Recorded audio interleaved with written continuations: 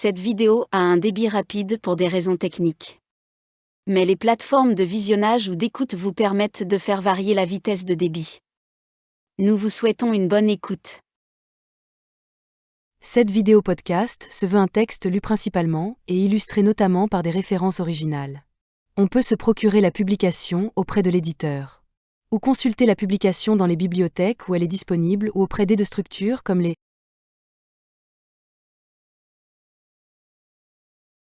Villepinte. Cahier, des plaintes, doléances et remontrances des habitants de la paroisse de Villepinte.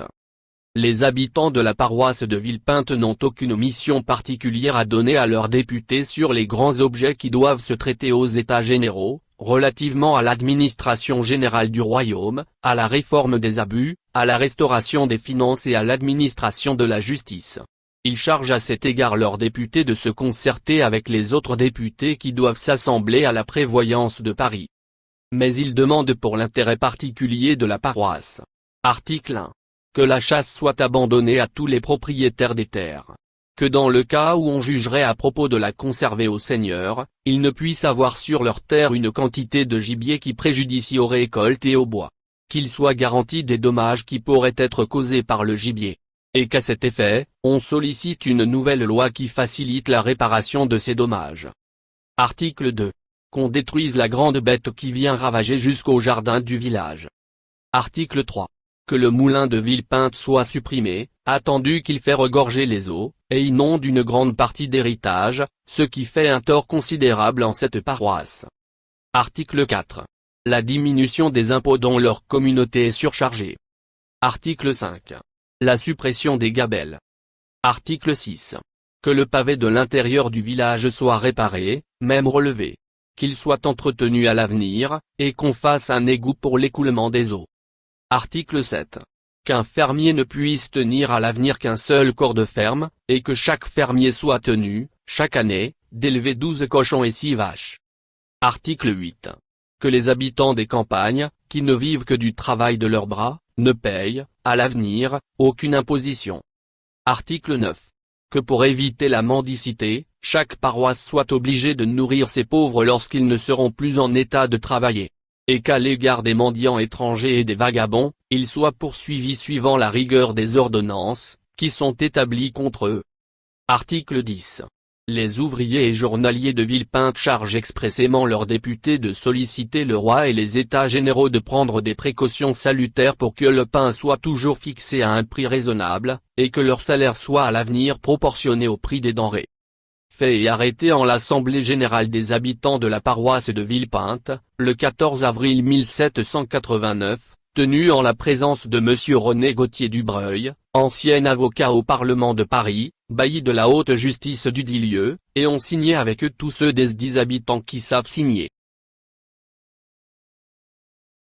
Signé Rossignol, Prévost, Syndic, Aforti, No, Damerval, Redan, Clément, François Millet, François Nicolas, François Robert, Louis Clément, Dutour, Pierre-François Chedeville, Pierre Debuy, René Gauthier Dubreuil.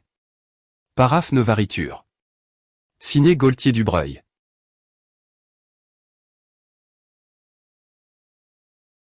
Quelques notions utilisées. Aide, impôt sur la consommation et la circulation des denrées dont les taux et l'assiette sont d'une grande complexité. Les boissons sont les denrées les plus imposées et les plus impopulaires, les droits sur les boissons consommées par le producteur au-delà de la quantité fixée pour sa consommation personnelle. Sa perception peut s'accompagner de contrôles et de perquisitions très mal supportés par la population. Bénéfices, charges ecclésiastiques, on distingue les bénéfices majeurs, attribués par le roi, rente, fermage, et les bénéfices mineurs, dont les titulaires sont choisis par concours ou par des patrons, laïcs ou ecclésiastiques. Beaucoup sont donnés à des laïcs à charge pour eux de trouver un desservant et de l'entretenir, portion congrue, appelée « gros du curé ». Capitation, impôt direct créé par Louis XIV en 1695, au XVIIIe siècle, le clergé et la noblesse obtiennent divers adoucissements, la capitation est essentiellement payée par le tiers-état. Casuel, redevance payée au clergé à l'occasion de cérémonies religieuses, baptême, mariage, enterrement, messe, variable en nombre et en prix. Les fidèles répugnent à payer le casuel en plus de la dîme, beaucoup de prêtres non titulaires de bénéfices reversent une partie des dîmes aux bénéficiaires sous forme de portions congrues. Champart, redevance en nature levée par le Seigneur sur certaines terres, avec la dîme, la principale redevance en nature. Colombier, droit d'avoir un colombier et des pigeons, généralement réservés aux seigneurs aux justiciers. Les particuliers ne peuvent avoir que des pigeons en simple volière semi-domestique. Les cahiers de doléances se plaignent des dégâts causés par les pigeons aux récoltes. Corvée, obligation d'effectuer, pour le compte du roi ou d'un seigneur, des travaux d'entretien ou de construction, généralement sur les voies de communication.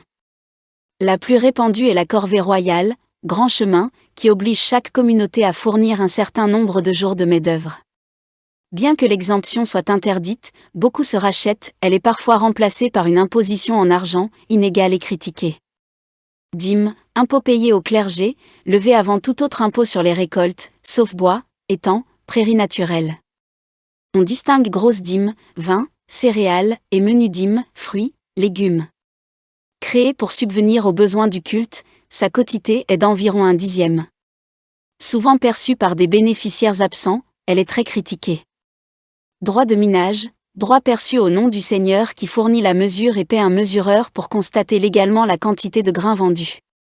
Gabelle, impôt indirect sur le sel, monopole d'État. Les gabelous ont droit de perquisition dans les maisons pour traquer la contrebande, leurs méthodes brutales et amendes sont particulièrement haïes. Laboureurs, paysans, propriétaires ou fermiers, possédant au moins une charrue et les animaux de trait. Péage, taxe payée au roi ou au seigneur pour le passage de personnes, bestiaux ou marchandises, ponts, chemins, rivières, entrées de ville. Plaisir de sa majesté ou du roi, désigne habituellement la chasse royale, on dit aussi, plaisir de chasse. Regratier, vendeur de sel au détail, achète ce droit aux fermiers des gabelles. Syndic, représentant en justice de la communauté rurale, à l'origine élu, de plus en plus désigné par l'intendant, préside l'assemblée des paroisses.